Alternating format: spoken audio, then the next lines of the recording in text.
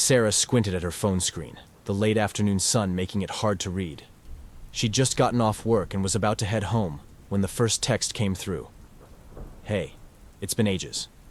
Do you remember me?" There was no contact name, only a number she didn't recognize. Frowning, she tapped out a reply. "Sorry, who is this?" The response was almost immediate. "Ethan, your old friend, from when we were kids." A cold twinge of discomfort twisted in her gut. She stared at the message, racking her brain for any trace of this Ethan. It had been years since she'd thought about her childhood, much less anyone from back then. Still, curiosity tugged at her, so she typed back, "I think you have the wrong person." But Ethan wasn't deterred. "No, it's you, Sarah. We used to play together all the time in that old playground near your house. We were best friends." That playground. Sarah hadn't thought about it in years. The rusted monkey bars, the cracked swing set that screamed when pushed, the way the shadows stretched unnaturally long at dusk. It all came rushing back, painting vivid pictures in her mind. But still, she had no memory of an Ethan. She felt the faint stirrings of a headache. "I'm sorry. I don't remember," she replied, hoping that would be the end of it. "You will," came his response, and that was it. That night, Sarah couldn't sleep. The words stuck with her, lodged in her mind like a splinter. Tossing and turning, she eventually drifted off into a fitful sleep, and that's when the dreams began. She was back in her childhood town. The fog clung to the ground, wrapping around her ankles as she walked down an all-too-familiar path. The air was thick with the scent of damp earth and rotting wood. She saw herself, younger, maybe 8 or 9, laughing as she ran through the forest with another child, a boy. They reached the old playground, and she turned to look at him. But his face was a blur, an indistinct smudge of colors, like an overexposed photograph. He was speaking to her, but she couldn't make out the words, only the urgency in his tone. Sarah jolted awake, her heart pounding. Her phone buzzed from the nightstand, and she hesitated before picking it up, dreading what she might find. There was another text from Ethan. "Do you remember now?" She threw the phone across the room. The next morning, Sarah's nerves were frayed, her mind still tangled in the remnants of that dream. She tried to shake it off, but everything seemed wrong. Her reflection in the bathroom mirror felt foreign, like a stranger mimicking her movements. She told herself it was just stress, an overactive imagination, nothing more. At lunch, she decided to call her mother. Maybe she could shed some light on this mysterious friend. They hadn't spoken in months, not since her father passed, but if anyone would know, it would be her. "Mom, do you remember anyone named Ethan from when I was a kid?" Sarah asked, trying to sound casual, though her voice trembled. There was a pause on the other end. "Ethan." Her mother's voice took on a distant, thoughtful tone. "No, I don't think so, dear. You didn't have many friends back then. Always kept to yourself, remember? But he says we were best friends. He even mentioned the old playground near our house," Sarah pressed. "The playground." Her mother's voice faltered, and a shiver ran down Sarah's spine. "We don't talk about that place anymore, Sarah. You know that." The line went dead. That night, Ethan's messages grew more frequent. He spoke of the games they used to play, how they'd spend hours building forts in the woods, telling each other ghost stories until the sun dipped below the horizon. He mentioned how they'd carve their names into trees and make up secret codes that only they could understand. Each detail stirred something deep within Sarah, half-formed memories flickering at the edges of her consciousness. Yet, when she tried to grasp them, they slipped away like smoke through her fingers. The photos came next. They were grainy, almost like old Polaroids, and each one featured a young Sarah standing next to a boy. In one, they sat on a rusty swing set, laughing.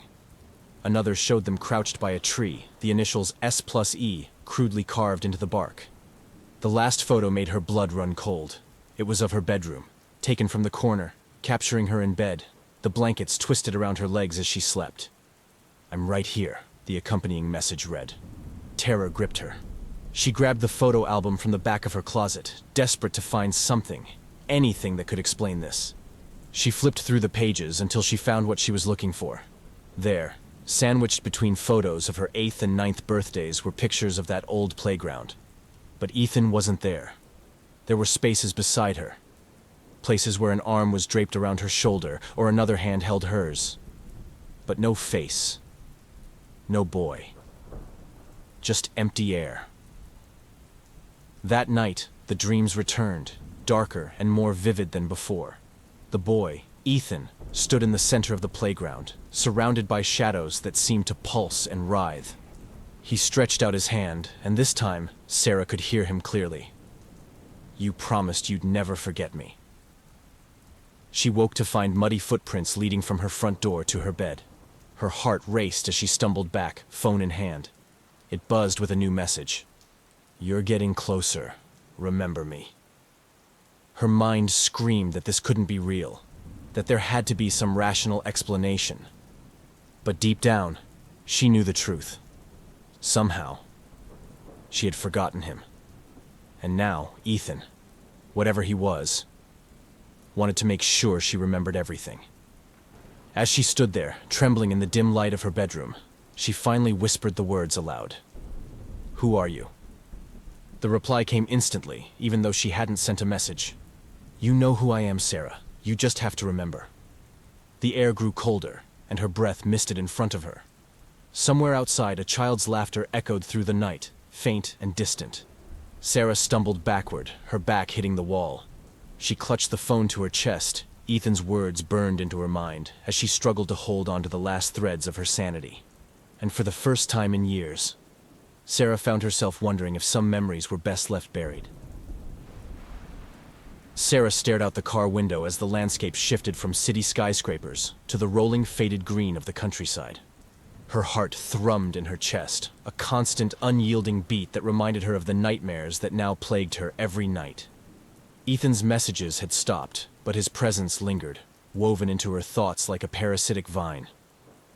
She knew there was only one way to make it stop, and that meant going back to where it all began. The air turned cooler as she approached her childhood hometown, the town she hadn't visited in over 2 decades. It looked the same and yet so different.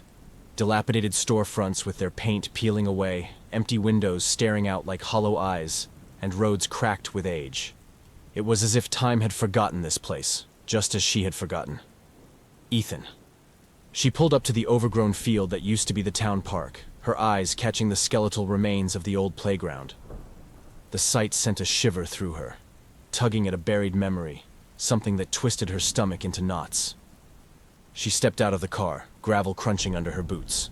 The wind carried the scent of pine and damp earth, a smell that transported her back to summers spent running through these fields. Her phone buzzed as she approached the swing set, and she hesitated before looking down. It was Ethan again. The first message she'd received since she left the city. "You're so close now. Come to the tree." Her eyes drifted to the massive oak standing at the far end of the playground, its branches reaching skyward like gnarled fingers. It had always been the tree, the one every kid in town dared each other to climb. But now it stood as a twisted, hulking giant, its bark scarred with years of initials and crude drawings. Heart hammering in her chest, Sarah walked toward it, the crunch of dead leaves underfoot echoing in the empty air. As she neared, she spotted it. S+E, the same carving from Ethan's photo, barely visible under the moss that had grown over it. She reached out, her fingers brushing the rough bark, and felt a sudden rush of memories flood her mind. Children's voices, laughter mingled with terrified whispers, and the face of a boy with piercing blue eyes staring back at her. She yanked her hand away, gasping, as something dropped from the branches above. A small, worn-out notebook, its pages yellowed and corners frayed. With trembling fingers, she picked it up and flipped it open. Scrawled across the first page in childish handwriting were the words, "The forgotten friend. Keep our secret safe." Her breath caught in her throat as memories surged to the surface. Her, Ethan, and a handful of other children gathered around this very tree, late one summer afternoon. They'd been playing a game, something about calling forth a friend who would stay with them forever. It was all fun and pretend, until it wasn't, until Ethan changed. Her legs moved on their own as she made her way to the one place she had hoped never to see again, the dilapidated house on the outskirts of town. It sat at the end of a dirt road, half buried in the woods, its rotting walls groaning under the weight of forgotten years. The windows, broken and cracked, seemed to watch her approach. As a child, she'd only been here once. She knew that now, felt it in the marrow of her bones. And it had been with Ethan. The door creaked open at her touch, revealing a dark, musty interior that reeked of mildew and neglect. As she stepped inside, the floorboards groaned beneath her weight. The house felt wrong. It was too silent, the air heavy with an unnatural chill. She ventured further, her fingers tracing the peeling wallpaper, the shadows growing deeper with every step. That's when she saw it, the mirror. It stood in the living room, leaning against the far wall, its once elegant frame now warped and rusted. And in the mirror's reflection, Sarah saw him. A boy no older than 9, with messy blonde hair and piercing blue eyes. Ethan. But when she turned around, the room was empty. She backed away, her pulse quickening, when suddenly, her phone buzzed again. She didn't want to look, didn't want to see what he had to say, but her fingers moved before she could stop them. "You promised you wouldn't forget." Tears blurred her vision as she whispered, "I'm sorry. I'm so sorry." The reflection shifted, and Ethan stepped forward, his features twisted with pain and anger. "You left me here. You made them forget me."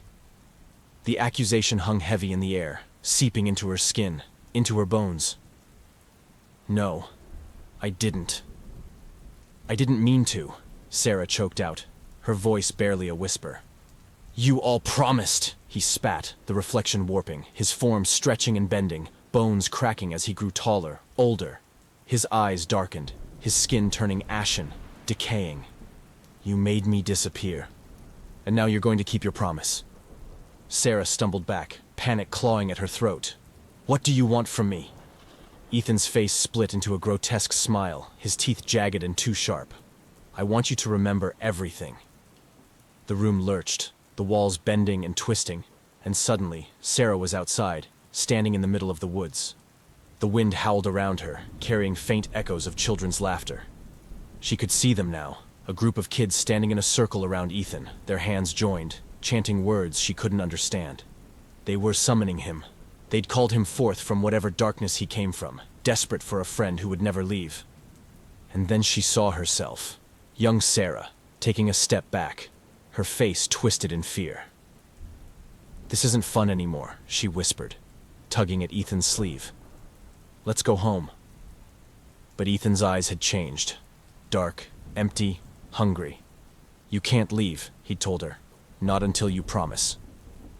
And so she had.